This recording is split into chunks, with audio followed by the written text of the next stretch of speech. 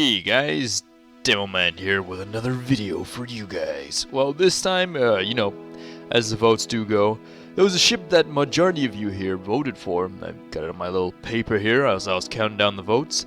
And, yeah, it's a pretty well-kept secret, this ship, and it's nearly impossible to dig any information on it. And I was thinking of going, oh, well, I can't make a video on it, but no, I spent 4 hours digging and digging and digging. And then went to bed and woke up the next day and spent a couple more hours, which is today, looking up, see if I can find any more details on the ship. So I got all I could together, and we're gonna do a video on the UEE mega ship, the Retribution class Super Dreadnought. So let's do this. Let's jump right in and learn more about this ship, what there is to learn, and dive right in. Quick disclaimer guys, this video will be incredibly short because of the lack of information, and a lot of the information here I've managed to find is quite old, and there's a little bit of theory in there as well because to fill in some of the plot holes. So let's see what there is to say. So with the Retribution class Super Dreadnought of Death, basically pictures are very limited on this ship, but I did manage to grab a few, and there's one from an old episode of Around the Verse where they show a quick sneak peek at the back of it. But yeah, the ship is gargantuan, and it seems to be built for one purpose. It seems to be built to fight the Vanduul and, fight their huge fleets and be humanity's huge sword that we're gonna cut down the Vanduul with. So, now this should basically give you an idea of where they're going with this thing. This ship is designed to be our main focus in Squadron 42's background, if you get what I mean. Like, this ship will be under construction as we go through Squadron 42, as we go through the motions of playing the game. We might have cutscenes and things like that of this ship in various stages of construction.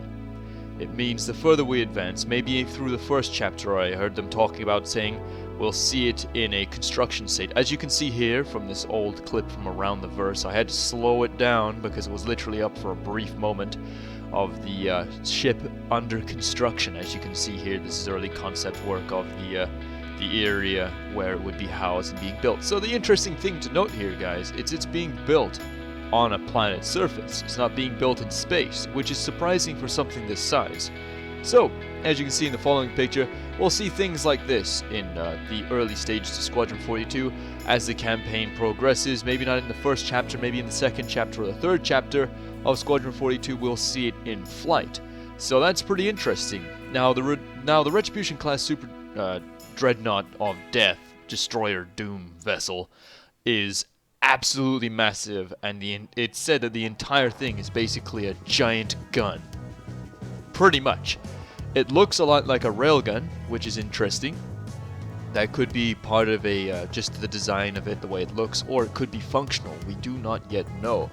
Also, on the underside, it's said to mount a really, really big gun, like on a swivel, like a turret. That's pretty awesome indeed. But the main focus of the ship that I find super interesting, and this is more of a technical side, is how they're gonna run it in the game. Like, how well optimized is this thing gonna be? I mean, are we gonna be able to go inside it? I sure hope so. Now, this is a big spoiler, by the way, guys, for Squadron 42. This ship. Just to let you guys know that again, it's gonna be one of the main focuses of Squadron 42, and that, like I said, the background stuff we work towards. I'm guessing, this is just a theory of mine, that we get this ship built up, and it's gonna be like a television show where there's a huge climax at the end, and then there's this, it will be dragged out, and then at the very end there's a huge climax, and then it's all disasters and stuff like that. My theory is that through the story of Squadron 42, we will see this thing being built, and we will do missions and stuff to learn more on the Vanduul, to gain information for said vessel, like the engineers working on it or whatever. Then there'll be a climax, a massive war, who knows, like absolutely gargantuan scale. The Vanduul finally come together for one big offensive to knock us out for good. And that's when the Retribution is ready, and we launch it, and the Retribution, in my theory, gets destroyed fighting off the Vanduul. Otherwise, I'm thinking, why would the Vanduul still be in the persistent universe if they were all to be wiped out? But clearly they can't be, because Squadron 42, you gotta remember guys, is set before the persistent universe. Now that's very interesting because I really hope that the Retribution survives, because it would be really nice to see in the PU. You know, like maybe you can fly up to it, get a certain distance away, and then like, oh, you know, fly away, you're getting too close, kind of thing. But yeah, that would be pretty cool. As you can see here, it's absolutely massive. Now, the Bengal carrier is huge, being 990 meters in length. But next to the Retribution class destroyer, it's tiny. It's absolutely, like, it's just huge. The Retribution class not destroyer, dreadnought is massive. It's so big. Like, it's hard to wrap my mind around it. I can barely fathom, like, you know, like, why we would need a ship that big, but clearly bigger is better in Star Citizen philosophy. But yeah, the ship is pretty interesting, and good job on voting for it, guys. I really wish I could dig up more, like, detailed information on the vessel, but it's quite impossible as of right now, because CIG are doing an excellent job of keeping it under wraps. We know what it looks like, but we do not know its stats, and we do not know, like, its exact specifics, or its guaranteed role in Star Citizen Squadron 42, but we can pretty much assume what it's gonna do pretty well, because it's not exactly a trade vessel, put it that way. But yeah, like, I'm really looking forward to seeing this thing. I personally think Squadron 42 is gonna be a masterpiece, and even, like, I don't want to hype it up too much, because everybody's been hyping it up and stuff, and I kind of already added to the hype fest with a fan-made trailer I made. But yeah, the thing about Star Citizen Squadron 42, you gotta remember, guys, is the reason it's being kept under such a big secret is because this is Christopher Roberts', like, this is his egg, if you get what I mean. He's sitting on it and making sure no one gets too close until it's ready to hatch.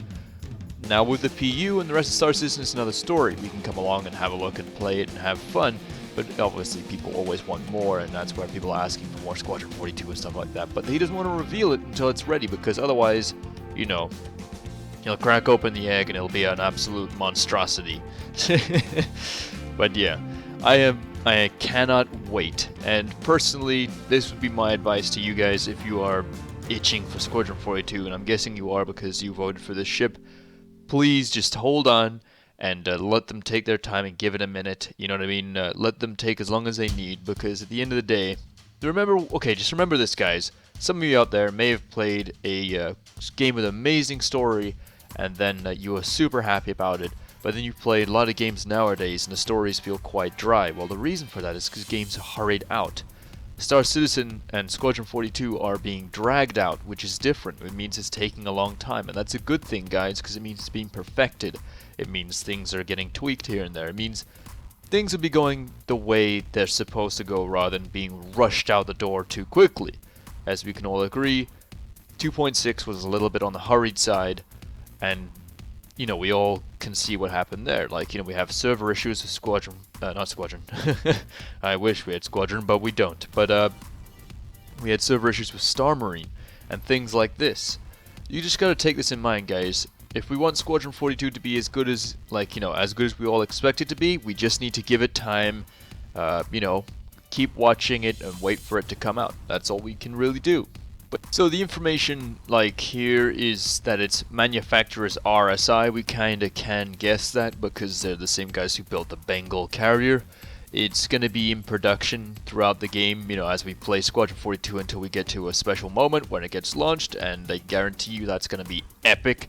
And it mounts a 130mm ship buster railgun by Bearing. That's the manufacturer. So that's pretty cool indeed. I mean, you know, it'll be interesting to see, you know, what that Bearing cannon can do. 130mm railgun, guys. So just let your mind focus on that number for a moment. But yeah, it's pretty cool.